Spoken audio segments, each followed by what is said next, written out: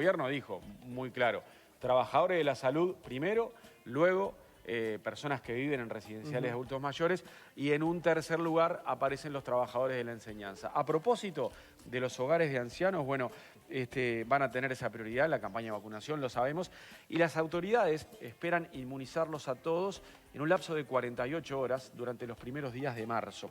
Se trata de 25.000 personas entre residentes y cuidadores que recibirán las dosis de Pfizer, que son las que tienen mayor efectividad. Recordemos, 95% de efectividad después de la segunda dosis. Las chinas, las de Sinovac, la vacuna Coronavac, es la que se estima que se va a aplicar, pero para personas que no son de riesgo, ¿no? No, ni para trabajadores de la salud, ni para residenciales de ancianos.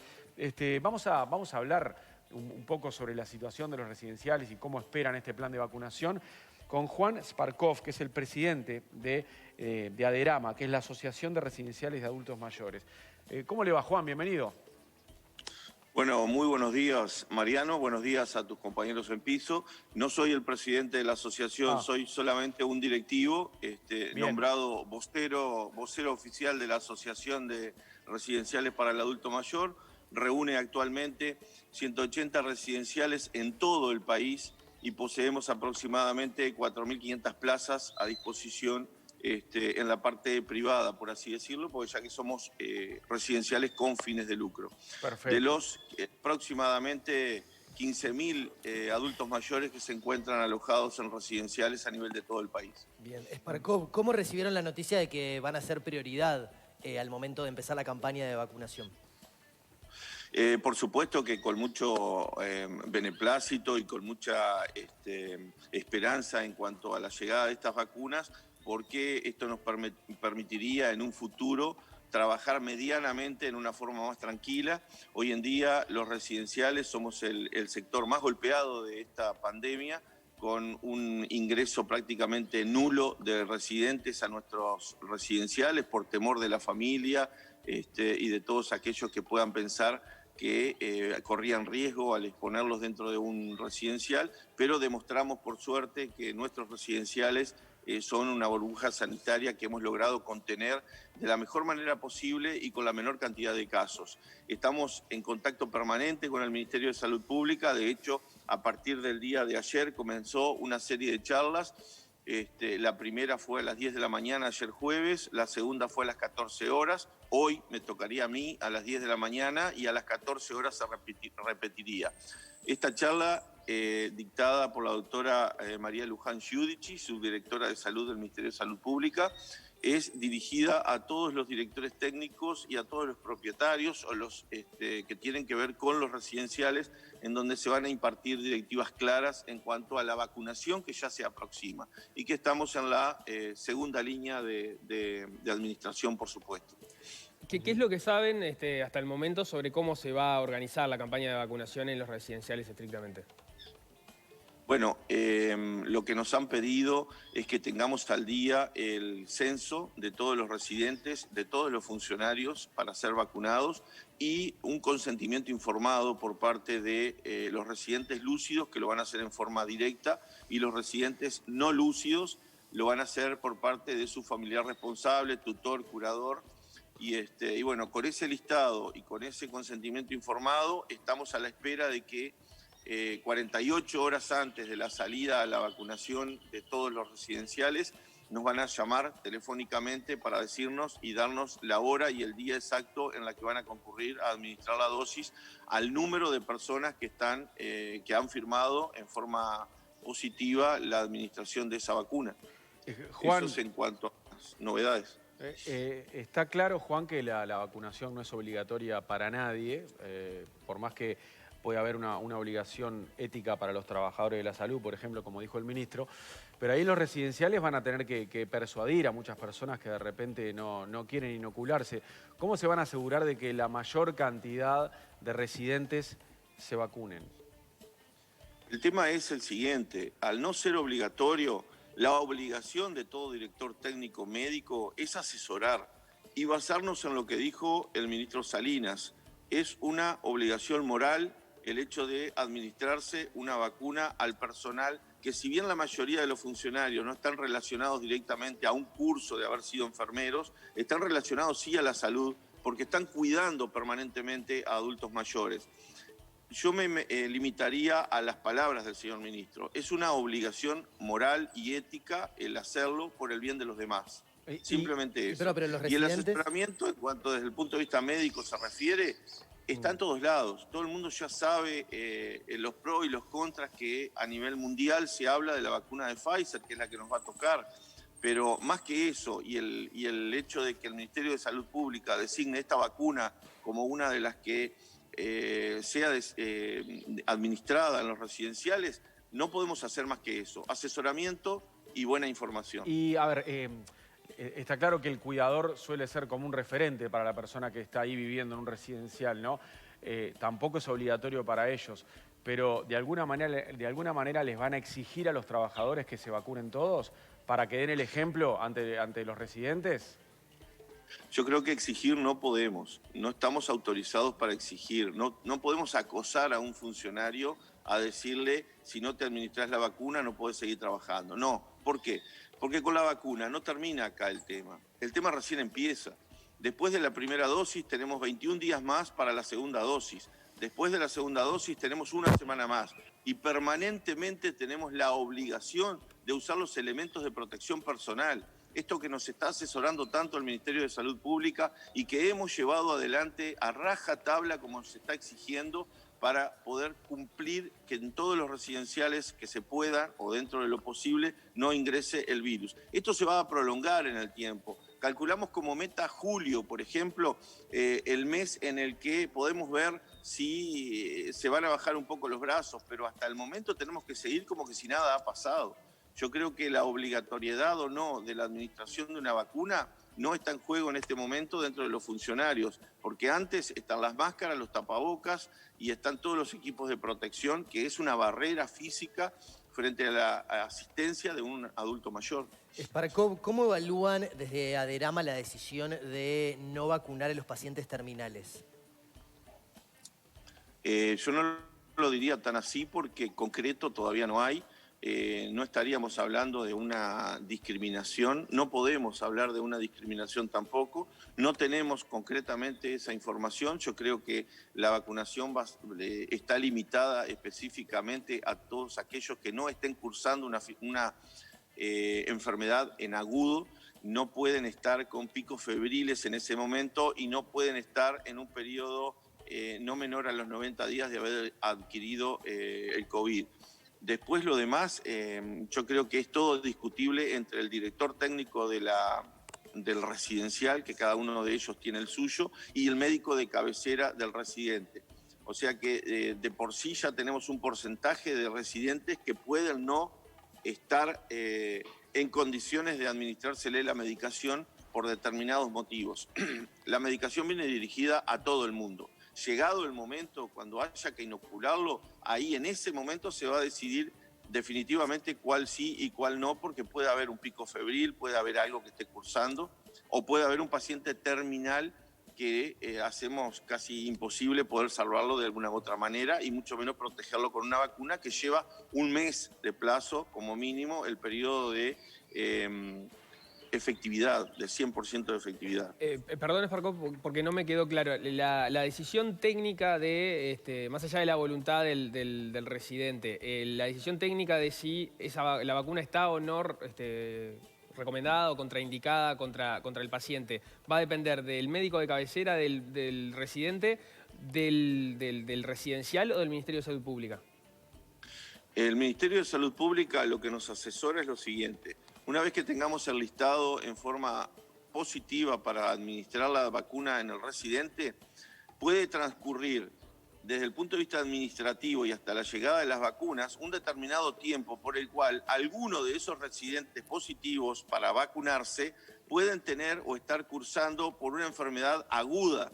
Aguda con un pico febril que tampoco se puede administrar ningún tipo de vacunas cuando una persona está con fiebre y queda pospuesto para unos días después a que mejore de esa sintomatología o se le hace un hisopado para descartar que sea COVID y unos días después vienen en una segunda tanda a revacunarlo o a vacunarlo por primera vez. pero no se le va a negar la vacuna, se va a posponer la administración. Y en aquellos enfermos terminales, el médico de cabecera del paciente que en ese momento esté cursando una enfermedad terminal, en común acuerdo con el médico del residencial, los dos profesionales por supuesto, discutirán si es necesario o no la administración de esa vacuna, habida cuenta de que tenemos por delante un mes para desarrollar inmunidad o más en algunos casos en donde haya una debilidad en la inmunidad de los residentes y sepamos que los resultados finales se van a prolongar mucho más en el tiempo. ¿Y qué pasa si una persona no está en condiciones de decidir si se vacuna o no? ¿Quién resuelve por ese paciente? ¿Un familiar directo que se designa? El curador, en el supuesto caso de que lo tenga, el tutor o el familiar responsable que ingresó a ese residente al residencial. Es una firma que tiene que ser obtenida antes del circuito de vacunación, elevar la nota al Ministerio de Salud Pública y tenerlo plasmado en papel en el momento que vengan los vacunadores, el equipo de vacunación, para dárselo para el archivo de forma legal, por así decirlo. Claro. Sparkov, ¿las vacunas podrían llegar a ser un requisito excluyente para que un funcionario trabaje o no dentro de un residencial? No creo.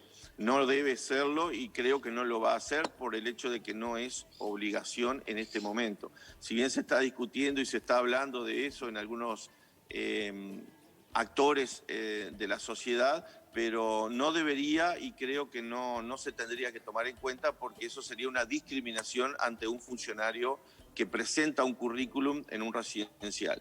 Nosotros cuando recibimos el currículum de algún potencial funcionario para un residencial, lo que más observamos es la formación del funcionario en cuanto a ser cuidador o no para la tercera edad, pero no miramos el esquema nacional de vacunación y mucho menos miramos si está vacunado en ese caso para el COVID, ni lo vamos a hacer. No es obligatorio. Y hablando de derechos de admisión, ¿se podría llegar a aplicar ese mismo criterio en el futuro para permitir el ingreso de un nuevo paciente, de un adulto mayor que vaya a vivir en el residencial?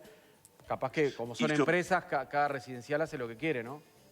Y yo me preguntaría, ¿qué hacemos con aquel residente no lúcido que los familiares, por información de afuera, se negaron a que sean vacunados? ¿Lo vamos a echar del residencial? No, yo creo que acá la mentalidad está en el hecho de que tenemos que duplicar los medios de cuidado hacia todos y tratarlos a todos por igual. Todos pueden ser potencialmente adquirientes de un COVID. Por lo tanto, no podemos discriminar desde el punto de vista de la salud tampoco a ningún residente. No podemos discriminar un HIV, por ejemplo, y sin embargo nos tenemos que cuidar de la misma manera que sabiendo que lo tiene o no sabiendo que lo tiene cuando se hace un procedimiento con un paciente. Yo creo que la vacuna no va a condicionar ni para un lado ni para el otro, simplemente le va a dar inmunidad y le va a dar, dentro de ese 95% de efectividad que tiene la de Pfizer, le va a dar un alivio en cuanto a que lograda la inmunidad, que tampoco la vamos a saber hasta que nos transcurra en el tiempo muchos meses, recién ahí vamos a saber y volveremos o no a la vieja normalidad, eso tampoco lo sabemos. Hoy por hoy vamos a trabajar sobre lo seguro y lo justo. Hay que usar los equipos de protección personal en todo momento. Eso es la única barrera que nos está salvando del contagio entre el funcionario y el residente. El funcionario está expuesto en todo momento, va en el ómnibus, viene. El funcionario tiene derecho a negarse a vacunarse. Es una decisión personal. Y creo que por ese lado tendríamos que apuntar. ¿Las visitas cómo se está manejando en este momento y qué escenario, qué cambios puede introducir la vacunación? El tema de visitas, desde el 31 de agosto seguimos con la restricción para hacerlas.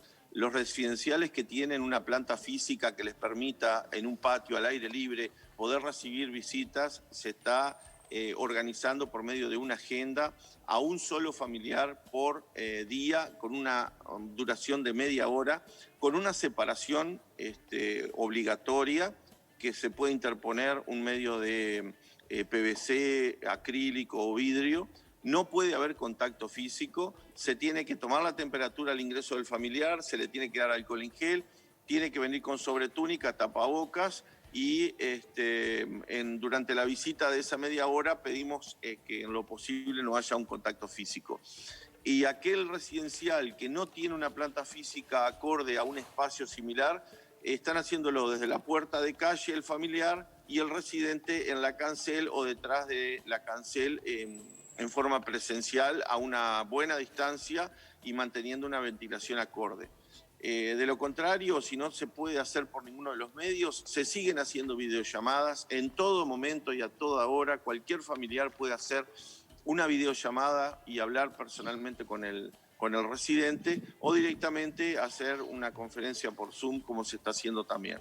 Pero la comunicación se ha mantenido, es más, se ha aceitado un poco más el hecho de que puedan conversar los residentes con sus familiares y eso repercute en la buena disposición y la moral alta que tienen los funcionarios con los residentes para que no se depriman y no hemos notado cambio alguno, ya que los residentes están permanentemente en contacto con los funcionarios, que son los que en definitiva los ven todos los días del año y prácticamente es su segunda casa. Sparkov, usted lo decía al inicio de la entrevista, Derama nuclea 180 residenciales, son unos 4.500 residentes de los 15.000 residentes que habría en el país. ¿Tiene información sobre si la vacunación va a ser por igual en todos los residenciales, con habilitación, sin habilitación? ¿Cómo se va a manejar eso, incluso en el orden en que se den?